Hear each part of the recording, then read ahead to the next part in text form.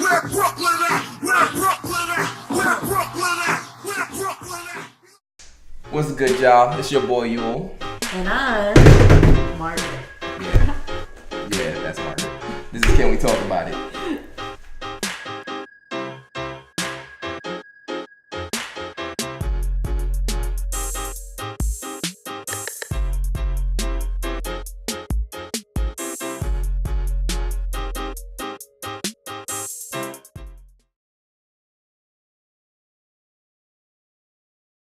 In news that no one wanted to know.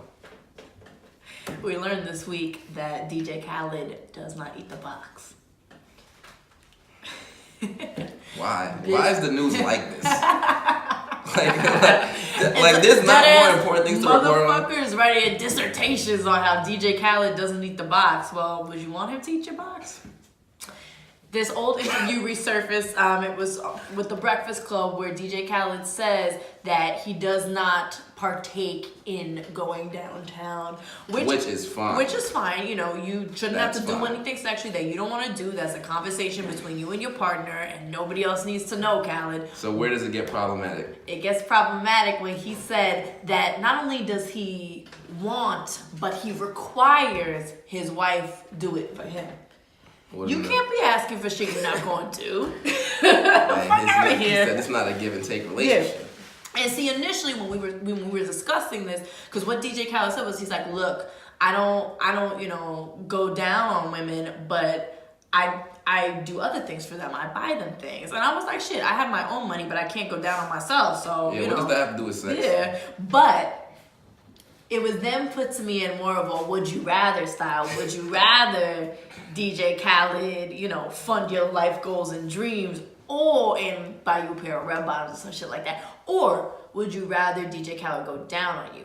In those terms, no, I mean, like, I think I almost... You feel like you think... I feel like you no, think about it. I'm not really thinking hard. About it at all. So, Margaret, take your time with I'm this almost decision. thinking that, I would pay money to have DJ Khaled not go down on me. So why wouldn't I take money in place of that? Do you know what I'm saying? Wow. What do you think it would be like to have DJ Khaled go down on you? Time. Can we talk about it? No, we cannot. That's not a... First of all, I didn't even want to talk about this conversation. Definitely don't want to talk about that conversation. What kind of imagery is... Anyways, yeah, we're not doing that. Alright. I'm sorry. I feel like he'd be enthusiastic. I feel like he's... First off, didn't he say he never went down on his wife? Right, but let's say he's not even not his wife. Yeah. He's never done it before. I feel like he'd be shouting words of encouragement from down below. He'd be like, you the best. He's gonna use you as a megaphone. Yeah. His words will project through you. So DJ Khaled is a loud motherfucker, and I feel like he's actually being very courteous to not go down on people, on women. Maybe that's true. I feel like he's saving them the trouble. Maybe that's true. But just in general, if you're not DJ Khaled, if you're going to ask for something, you got to do it back. Fair is fair. Yeah.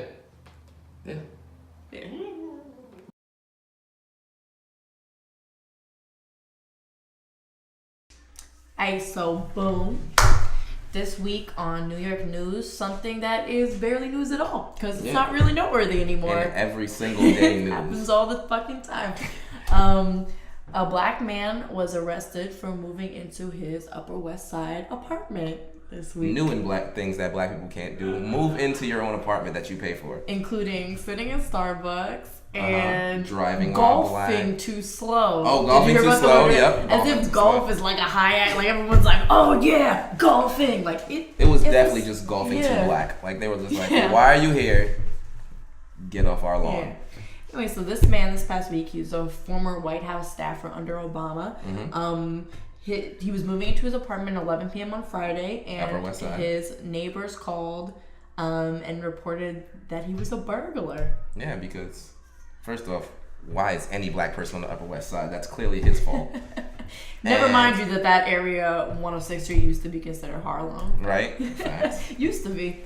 But, now that he's made it in life, he's got a little bit of money, he's trying to move into his nice fancy apartment, he's getting the police called on him. About 6 of them came to his apartment to stop him from burglarizing it. Yeah. Which, if somebody saw you with a key and furniture moving somewhere, it's completely like they didn't even care about which way he was moving the furniture. Like clearly a burglary in progress. Yeah, call the cops. Most burglars do enter apartments with moving boxes. Yeah, exactly. Right?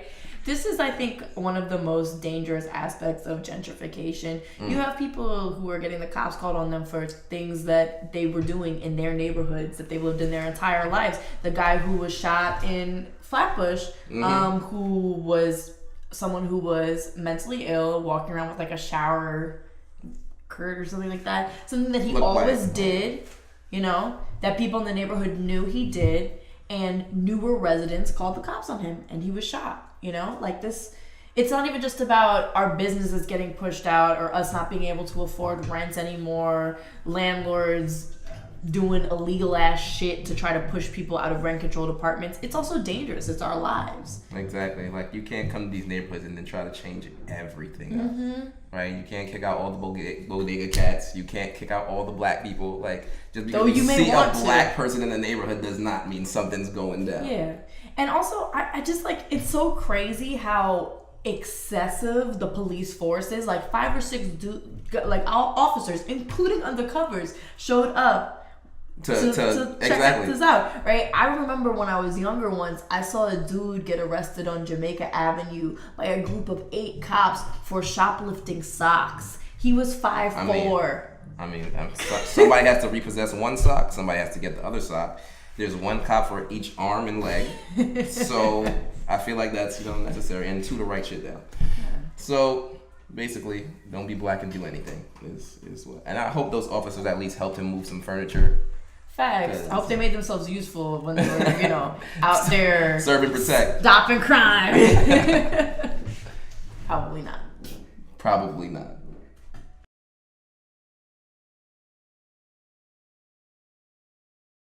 This week on Y'all's America, former NYC Mayor Rudy Giuliani is a messy bitch who lives for drugs. For real. Yeah, he wanted all in the tea right now. He's like, I'm a snitch. I don't care. So right now he's working as Trump's lawyer, and he's been making the rounds on some of the talk shows, the news shows, defending him against the Stormy Daniels accusations. And so for a while Trump's been maintaining that he didn't know that his lawyer Michael Cohen paid off Stormy Daniels, which is bullshit. Yeah. But Giuliani the other day said that Trump had reimbursed Cohen for that payment. How you reimburse somebody for a payment you didn't know was made? Did he Venmo him? Well, how was it? $130 Venmo payment, just like, yo, good looks for holding that down for me. And this is the worst part. George Stephanopoulos, who was interviewing him, said, is it possible that payments were made to other women? And Giuliani said, if necessary, yes. Giuliani is the worst lawyer. Don't we all wish that we had a friend like Giuliani? Not really. Yo. Not really. How your lawyer out here snitching? Yeah.